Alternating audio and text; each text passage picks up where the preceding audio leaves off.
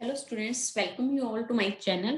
Students, today we will learn about the receipt and payment account. आज हम देखेंगे कि receipt and payment account क्या होता है and its main characteristics and the performa of receipt and payment account.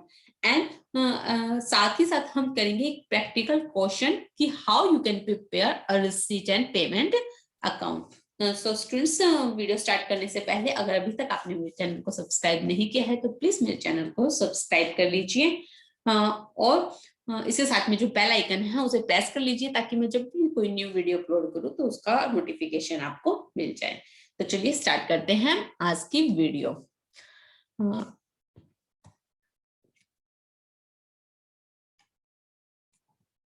Receipt and payment account. देखिए receipt and payment account क्या होता है, ये आपका जस्ट लाइक होता है कैश बुक की तरह। आपने जो अपना अभी क्लास 11th में कैश अकाउंट बनाया था तो आपका जस्ट लाइक ही कैश अकाउंट ही होता है। लेकिन ये क्या होता है, देखिए इसमें क्या होता है, जितने भी आपकी कैश रिसीट्स होती हैं, जहां जहां से भी कैश आता है, कैश इनकमिंग होती है, वो आपकी इस साइड लिखी जाती है, और जिस ट्रांजैक्शन की वजह से कैश आउटगोइंग होती है वो इस साइड लिखी जाती है आपकी। ठीक, तो ये होता है आपका रिसीट एंड पेमेंट अकाउंट। ये देखिए ये क्या होता है, ये बिल्कुल कैश बुक नहीं कह सकते हम इसको, क्या कहते हैं, ये होती है एक summary of cash book. Summary क्या होती है, देखिए समरी होती है एक कंप्लीट चैप्टर में से इंपॉर्टेंट पॉइंट निकाल के मेन पॉइंट्स निकाल कर अलग करना। तो ऐसे ये क्या होती है, कैश बुक की समरी होती है। कैश बुक क्या करते हैं, हम अपने फॉर्म में स्टार्टिंग से एंड तक बनाते हैं।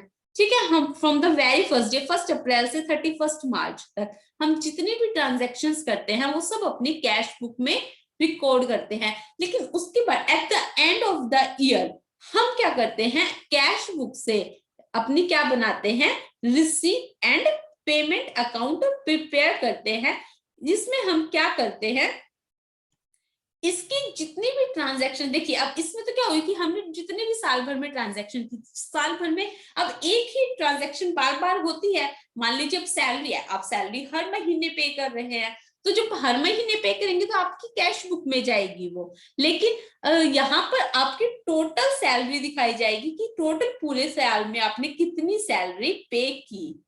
ठीक, तो मीन्स यहाँ से यहाँ का रिजल्ट आता है, यहाँ पे टोटल करके एक बैलेंसिंग फिगर। ऐसे ही कहां से इनकम आ रही है, जैसे सब्सक्रिप्शन है, आपको during the year various times आपको डोनेशन, आपको सब्सक्रिप्शन अमाउंट रिसीव होती है, तो वो अमाउंट आपकी जब आती है तो आपको डेट वाइज कैश बुक में लिख देंगे। लेकिन जब at the last of the year, last date पे आप क्या करेंगे, उसमें टोटल जितना उस हेड से इनकम आई, जैसे सब्सक्रिप्शन से टोटल पूरे साल में कितनी इनकम आई वो आप अपने यहाँ पर लिख देंगे।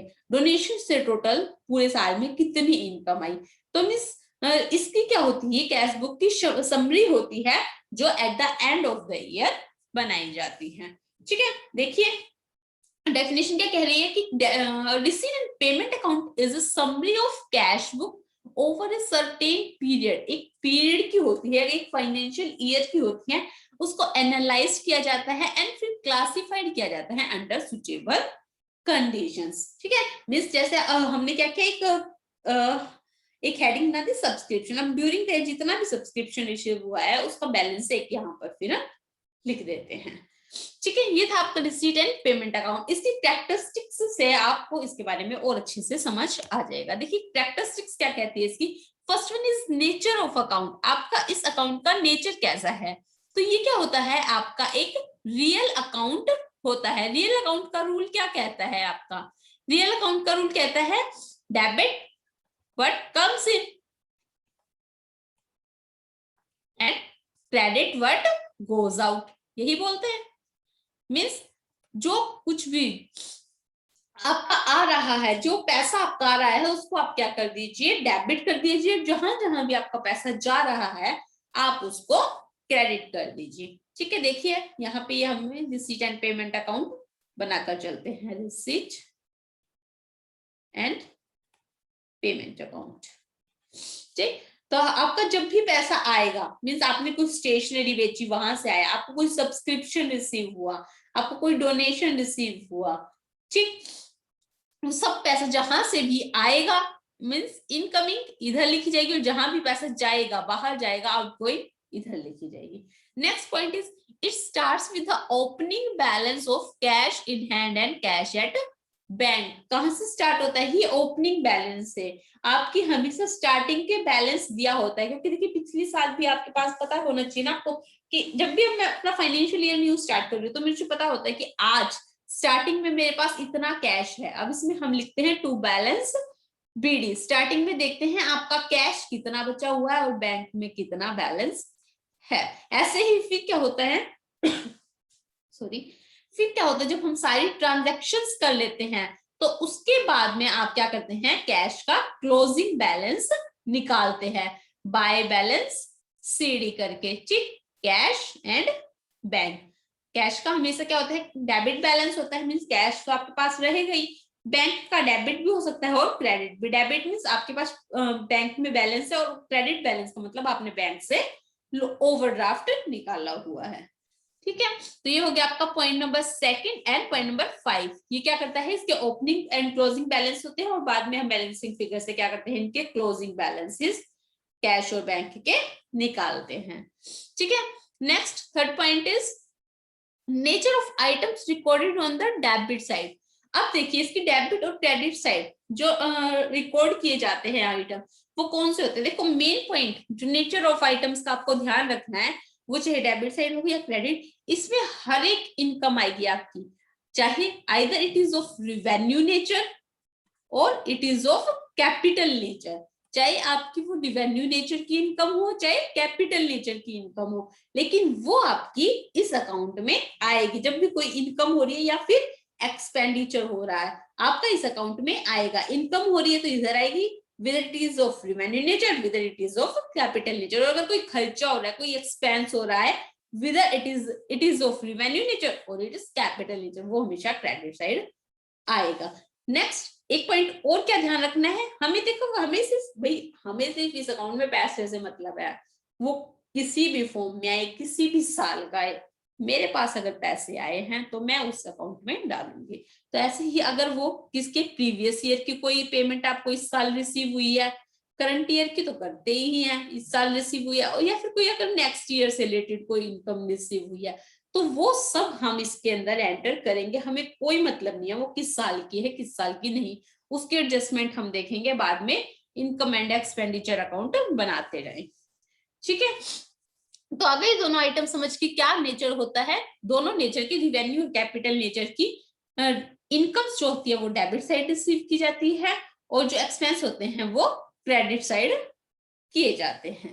Next point is non cash items are not recorded. अब भाई हम क्या कह रहे हैं, तो कैश अकाउंट की तो एक कैश अकाउंट तो है एक तरीके से, तो नॉन कैश आइटम्स जैसे आपके प्रोविजंस बनाते हैं, आपका डेप्रिसिएशन होता है, कैसे कैसे आइटम हो जाते हैं आपके नॉन कैश, जैसे आपने डेप्रिसिएशन लगा दिया, आप प्रोविजंस बनाते हैं, तो वो सब आपके इसके अंदर नहीं आएंगे, ठीक। नेक्स्ट मेन पर्पस क्या है इसका, मेन पर्पस किस लिए बनाते हैं हम, क्योंकि हमें फाइनेंशियल स्टेटमेंट्स में अपने कैश और बैंक बैलेंस शो करने हैं, तो हम अपना ये क्लोजिंग बैलेंस फाइंड आउट करने के लिए क्या करते हैं, इस अकाउंट को बनाते हैं, ठीक है। आई होप अच्छे से समझ आ गया होगा कि क्या होता है आपका रिसीट एंड पेमेंट अकाउंट। तो चलिए एक क्वेश्चन के साथ आपको ये और अच्छे से समझ आ जाएगा। देखिए ये आपका क्वेश्चन दिया हुआ है, ठीक है। अब हमें क्या करना है, अपना रिसीट एंड पेमेंट अकाउंट बनाना है, सॉरी,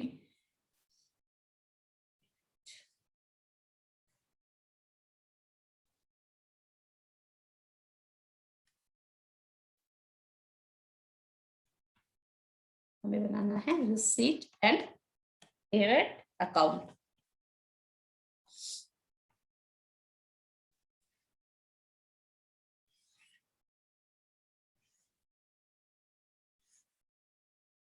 ठीक है, ये आपकी क्रेडिट साइड हो गई, ये आपकी डेबिट साइड हो गई। जहां जहां से भी पैसा आएगा वो यहाँ, और जहां पैसा जाएगा वो यहाँ लिख देंगे हम, ठीक। तो सबसे पहले देखिए हम कहां से स्टार्ट करते हैं, ओपनिंग बैलेंस से, तो टू बैलेंस बीडी, ठीक। कैश बैलेंस कितना है आपका 75,000, और कैश बैलेंस, बैंक बैलेंस कितना है आपका 48,000। ठीक, नेक्स्ट आपको सब्सक्रिप्शन रिसीव हुआ है। अब देखिए, अब ये बना तो हम कब के लिए रहे हैं 31 मार्च 2021 के लिए, लेकिन सब्सक्रिप्शन आपको कुछ पिछले साल का रिसीव हुआ है, कुछ इस साल का, कुछ नेक्स्ट ईयर के लिए। लेकिन हमें कोई मतलब नहीं है, हमें टोटल जितना रिसीव हुआ है, हमें टोटल कितना रिसीव हुआ है 220, 235, 241, 241, तो हम लिख देंगे यहाँ पर टू सब्सक्रिप्शन। हमें ड्यूरिंग द ईयर टोटल 2,41,000 का सब्सक्रिप्शन रिसीव हुआ है। ओके, नेक्स्ट आता है आपका डोनेशन रिसीव। ये भी इनकम है, पैसा आ रहा है, तो यहाँ पर लिख देंगे हम टू डोनेशन। कितना रिसीव है आपको 25,000। उसके बाद आपको क्या हुआ है डोनेशन रिसीव फॉर पेविलियन। वही डोनेशन ही रिसीव हुआ है, क्या है लेकिन स्पेसिफिक नेचर का है। देखिए आगे हर एक वीडियो में आपको हर एक चीज डिटेल में समझ आएगी कि डोनेशन भी आपके डिफरेंट टाइप के होते हैं। Donation for general purpose, donation for specific purpose, उनके अलग अलग ट्रीटमेंट होते हैं। वो सब हम स्टेप बाय स्टेप सीखेंगे। ऐसे ही एक वीडियो में आपको सब कुछ करेंगे तो बहुत कंफ्यूजिंग हो जाएगा। ओके, तो डोनेशन रिसीव हुआ आपको पेविलियन के लिए कितना 2 lakh to donation for Pavilion.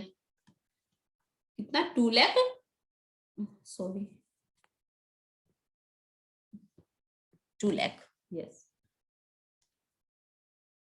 ठीक, उसके बाद 8% इन्वेस्टमेंट परचेज। इन्वेस्टमेंट परचेज किया तो पैसा गया होगा, तो यहां पर लिख देंगे इन्वेस्टमेंट परचेज 8%।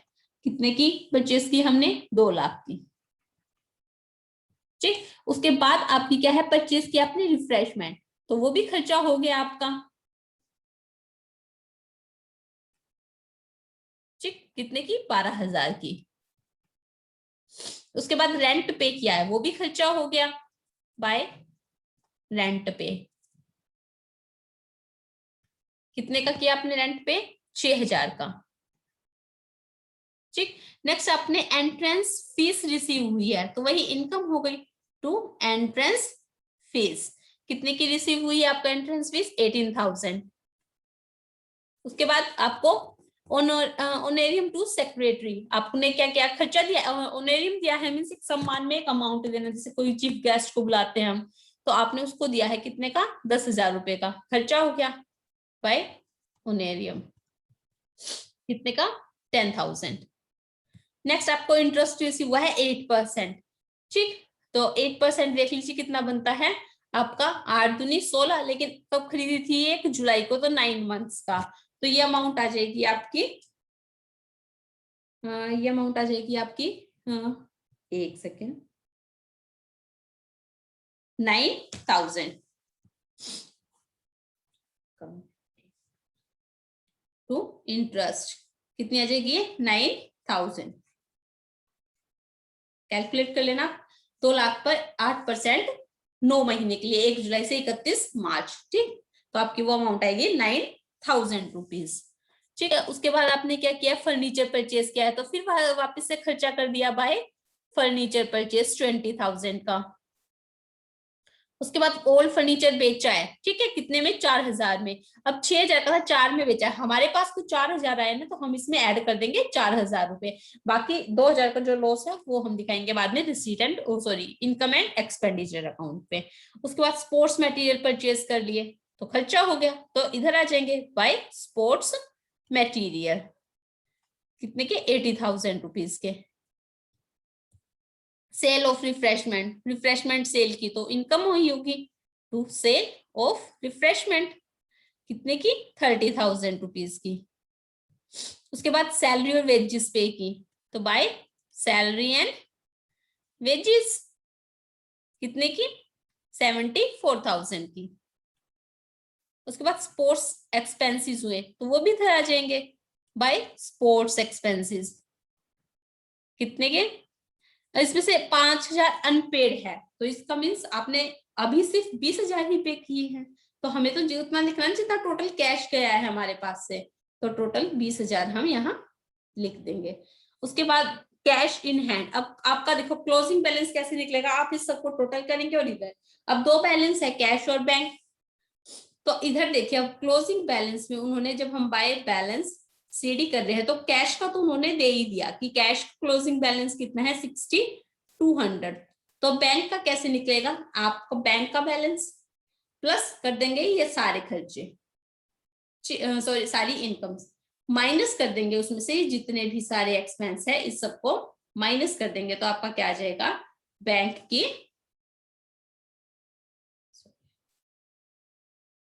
ठीक है, तो आपका क्या आ जाएगा, बैंक का क्लोजिंग बैलेंस आ जाएगा।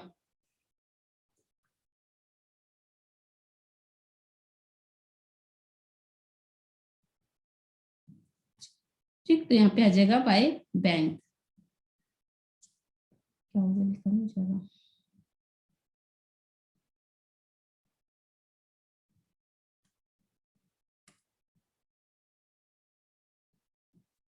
ठीक, ये बैलेंस आ जाएगा। जब आप इसको सबको टोटल करके इसमें से ये माइनस करोगे तो ये बैंक बैलेंस आ जाएगा आपका। हाँ, एक बार आप कैलकुलेट कर देना, तो ये जो भी अमाउंट आएगी आपकी क्या आ जाएगी, क्लोजिंग बैलेंस, जिसको हम अपनी बैलेंस शीट में शो करेंगे। तो स्टूडेंट्स ये था आपका receipt and payment account. I hope आपको ये अच्छे से समझ आ गया होगा। इससे पहले पार्ट 1 में जो हमने बेसिक्स ऑफ एनपीओ की है उसका लिंक मैं आपको डिस्क्रिप्शन में दे दूंगी, आप वहां से फर्स्ट वीडियो देख सकते हैं। तो स्टूडेंट्स प्लीज अगर आपको वीडियो पसंद आए तो इसे लाइक करना, अपने फ्रेंड्स के साथ शेयर करना, and please don't forget to subscribe my channel. Thank you so much.